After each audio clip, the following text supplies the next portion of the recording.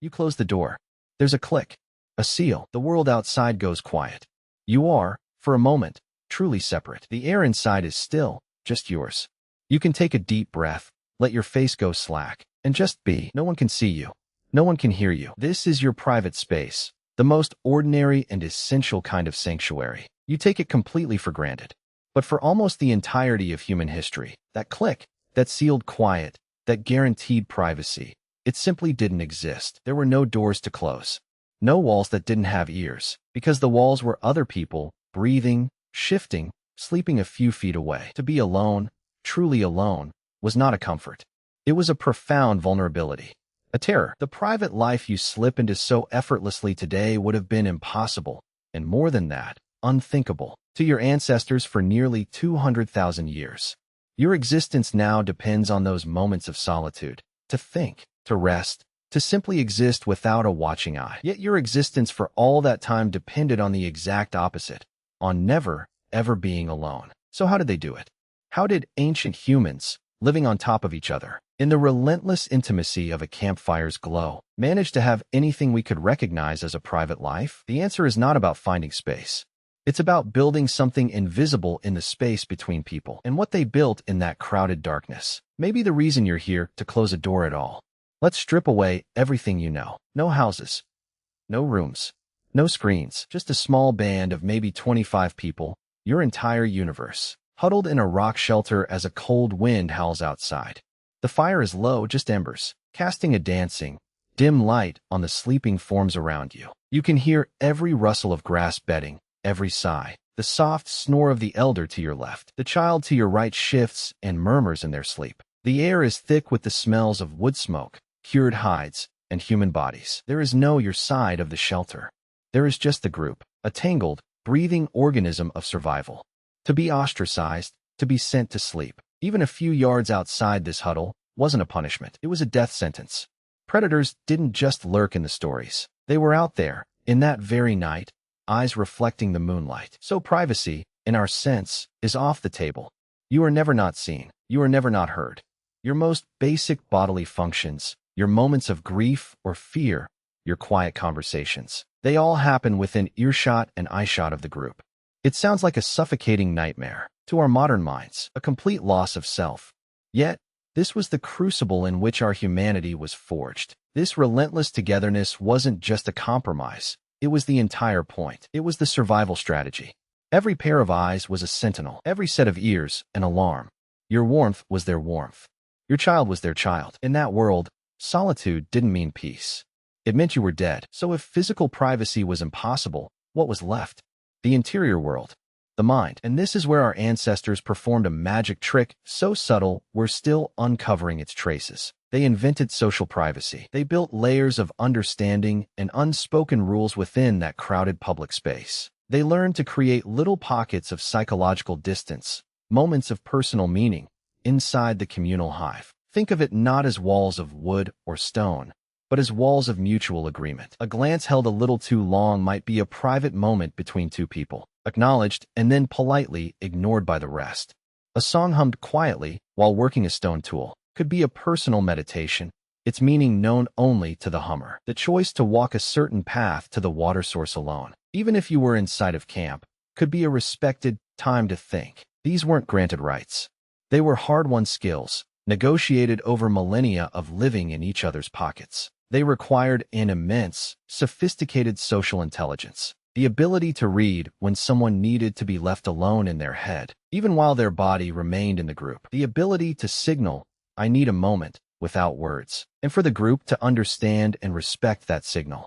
This was the birth of tact, of discretion, of the unspoken boundary. Your survival depended on the group, but your sanity, the thing that kept you a functioning, cooperative member of that group, depended on these microscopic grants of social space. We can see the ghost of this need etched into our biology. Consider blushing. It's a completely involuntary broadcast of an internal, private state, embarrassment, shame, attraction. Why would evolution select for a signal that gives away your most secret feelings in a crowd? Because in a world without physical privacy, where your inner state was a matter of group cohesion, broadcasting some level of honesty was safer than concealment. A blush signaled, "I know I messed up," or I feel this pull toward you, making the private public, in a way that diffused tension and maintained trust. Your body, right now, carries the ancient solution to the problem of having no secrets. Sometimes, just tell everyone, or take the feeling of being stared at. Many people have the visceral, skin-crawling sensation that someone is looking at them from behind. We often dismiss it as paranoia. But in an ancestral environment, where being watched could mean a predator sizing you up or a rival assessing your weakness, developing a hypersensitivity to gaze was a survival imperative. Your private feeling of being observed is an ancient alarm bell for a world where you were almost always, physically, in public. Your modern solitude is so deep that this alarm now feels spooky, a ghost in the machine. But for your ancestors, it was just Tuesday. Their entire lives were lived under the soft, constant pressure of observation. So the crisis is clear. To survive, you must be one with the tribe. But to remain you, to hold on to an individual mind and spirit, you must somehow carve out a self within that tribe. This is the impossible tension your ancestors lived with for thousands of generations. The solution couldn't be architectural. It had to be neurological, social, cultural. They had to become masters of reading the most subtle cues, of building intricate webs of mutual understanding that allowed for personal space without physical separation. They had to invent a way to be together, but not two together. And the evidence suggests they did it with a tool so powerful, it reshaped our very brains and laid the groundwork for every complex society that followed. They invented the secret. But not a secret kept in a diary or whispered in a corridor. This was something deeper, a private intention held quietly in the mind, while the hands continued the public work of survival. This was the real breakthrough, the ability to maintain an interior narrative that did not match your exterior actions, to think one thing and do another for the good of the group. Imagine the scene again. The meat from a successful hunt is being divided. You help bring down the animal. You are hungry, and you see the portion coming to you is smaller than you hoped. The old, limbic part of your brain, the one shouting mind, flares with a sharp, private anger. But you look around the firelight at the faces of your band. You see the elder who can no longer hunt, the child who needs to grow, the new mother feeding too. Your private feeling of lack crashes against the public reality of the group's survival. And in that split second, you perform the miracle. You swallow the frustration. You nod.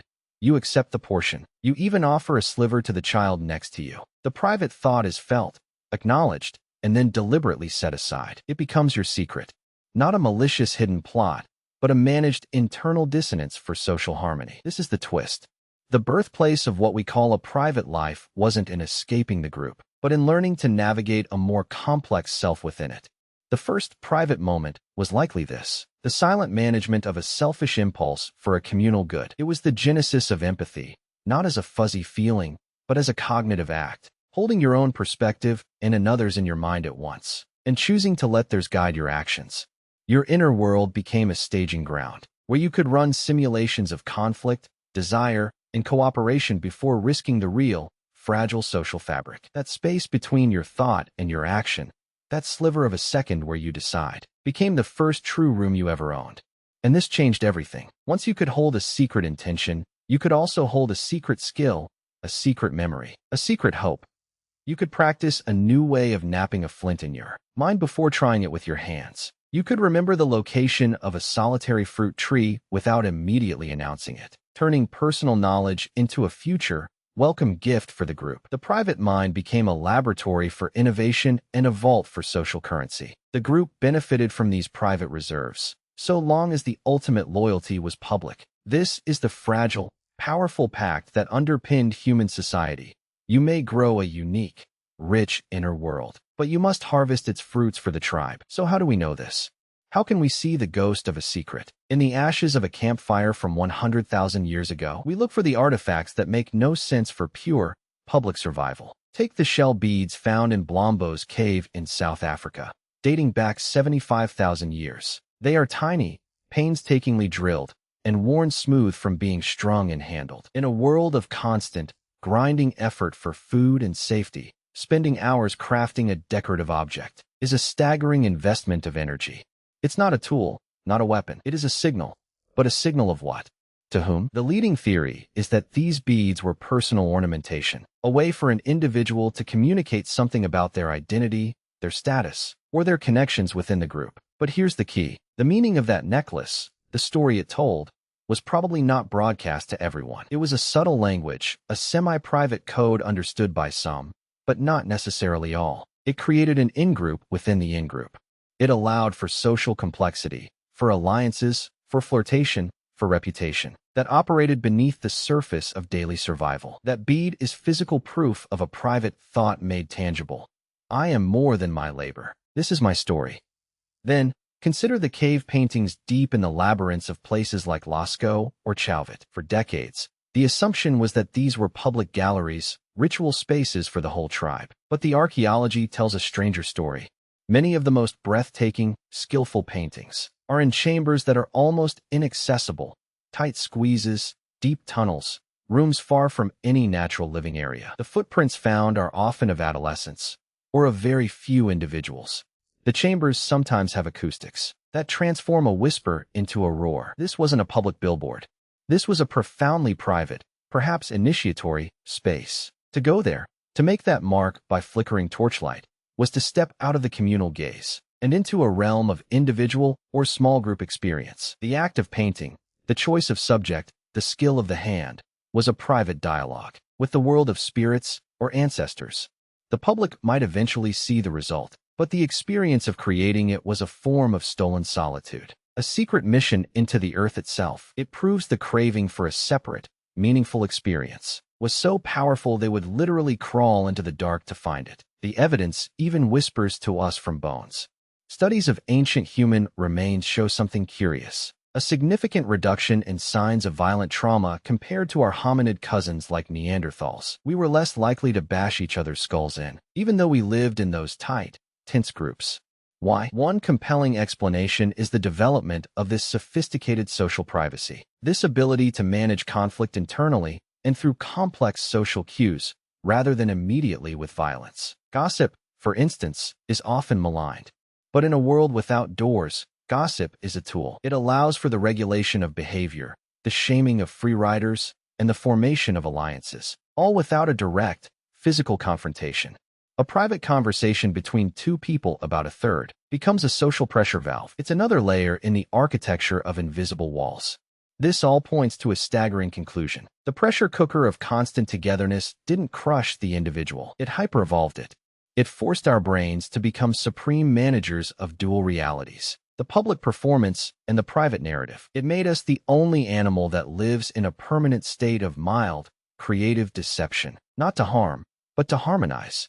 We became poets of the unspoken, architects of the implied. And this is why, when you close that door today and the seal of silence clicks shut, you feel a wave of profound relief that is more than just convenience. It is the echo of a 200,000-year-old negotiation finally being settled in your favor. Your ancestors built a palace of social nuance in the crowded dark, so that you, one day, could have a room of your own. They learned to whisper in plain sight, so that you could one day shout in solitude, or cry, or sing off-key, with no one to perform for. That click of the lock isn't just metal engaging. It's the sound of a billion practiced, silent thoughts finally getting to be alone. Now, breathe that quiet air in your room again. Feel it. That is not just empty space.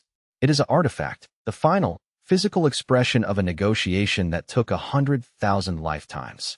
Your need for that space isn't a modern luxury or a sign of social decay. It is the dividend paid on an ancient investment in social genius. Your ancestors didn't just tolerate the crowd, they weaponized it, using its pressure to forge a new kind of mind, a mind that could belong to the tribe, and yet cultivate a secret, fertile garden within. And you are that mind's descendant.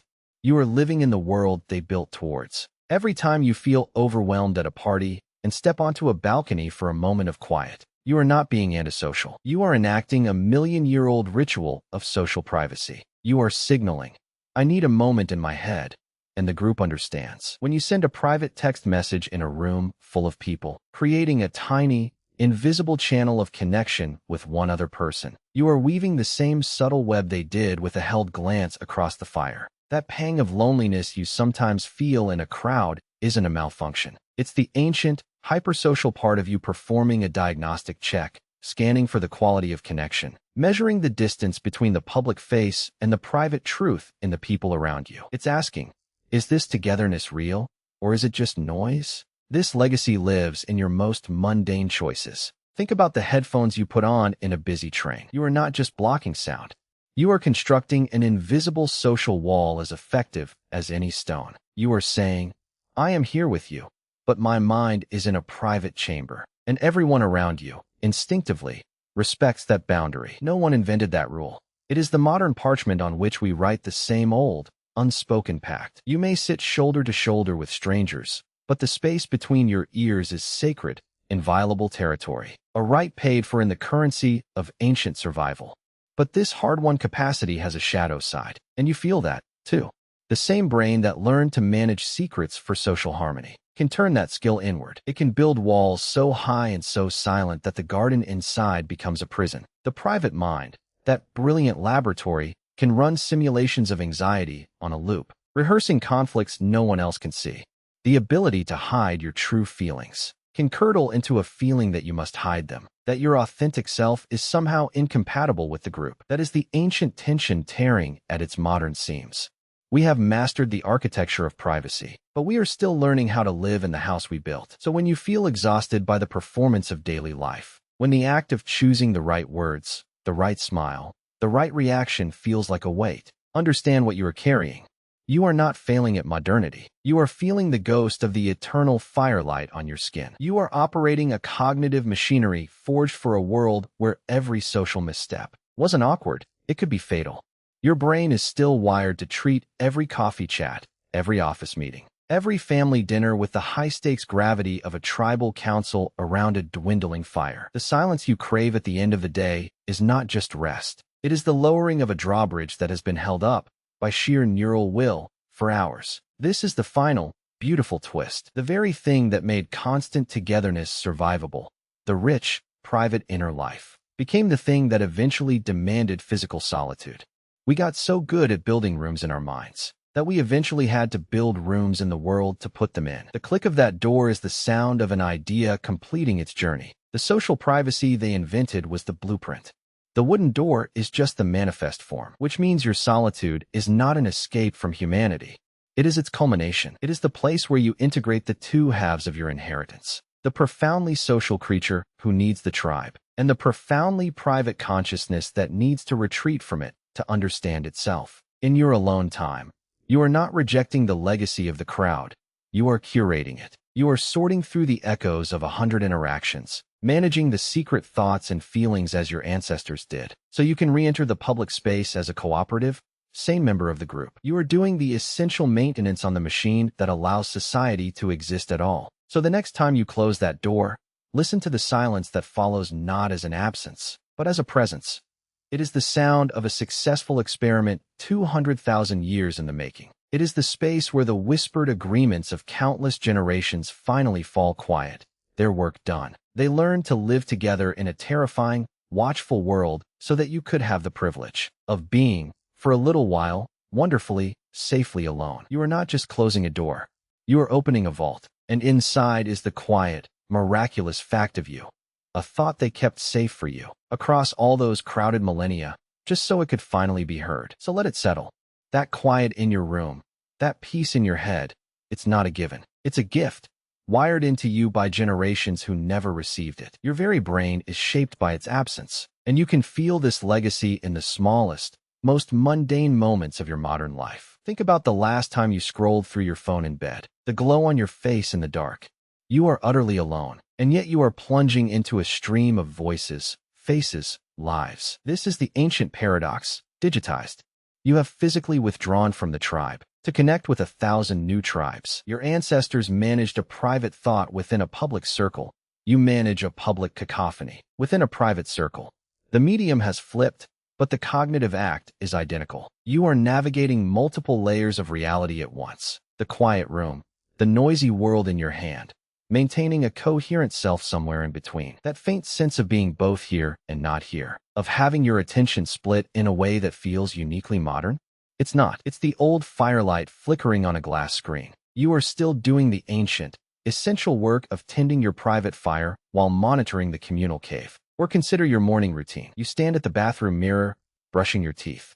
You meet your own eyes. For a few seconds, you are not a parent, an employee, a friend. You are just a consciousness looking at its own animal face. That tiny, daily moment of self-recognition is a direct descendant of the first private thought. It is you, checking in with the secret self, the one that exists prior to all its roles. Your ancestor might have had that same flicker of self-awareness while sharpening a spear, their hands performing a public task, while their mind briefly wandered to a private memory of a lost friend or a personal hope. That glance in the mirror is your version of the hidden cave chamber. It's a sanctioned, daily portal into a space that is yours alone. This is the emotional payoff. Your modern life, with all its solitude and noise, isn't a corruption of some pure, simpler past. It is the precise, intricate future that past was building toward. Every social anxiety, every craving for quiet, every moment of lonely connection in a crowd, these aren't bugs in the system.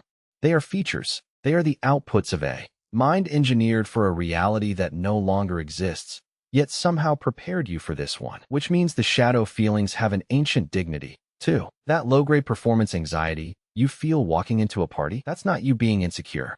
That's your hypersocial Paleolithic brain booting up its most critical software. The program that reads micro-expressions, decodes tone, and maps the shifting alliances in the room, all to ensure you remain in the safety of the group. It's overkill for a conversation about the weather, but it's running on an operating system that saved lives. When you leave that party early, exhausted, you aren't weak. You are conserving a finite, ancient resource, the metabolic fuel it takes to maintain that high-resolution social simulation. And the loneliness? The one that can hit you even when you're surrounded by people who love you? That, perhaps, is the most profound echo. In a world of constant, physical togetherness, loneliness wasn't about physical proximity.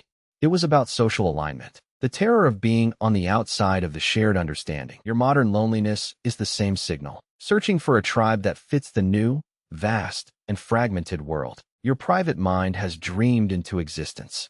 It's not a sign that you're broken. It's a sign that the brilliant, ancient machinery for connection is still running, still seeking the quality of belonging that once meant the difference between life and death. So you are living in the tension, but you were built for it.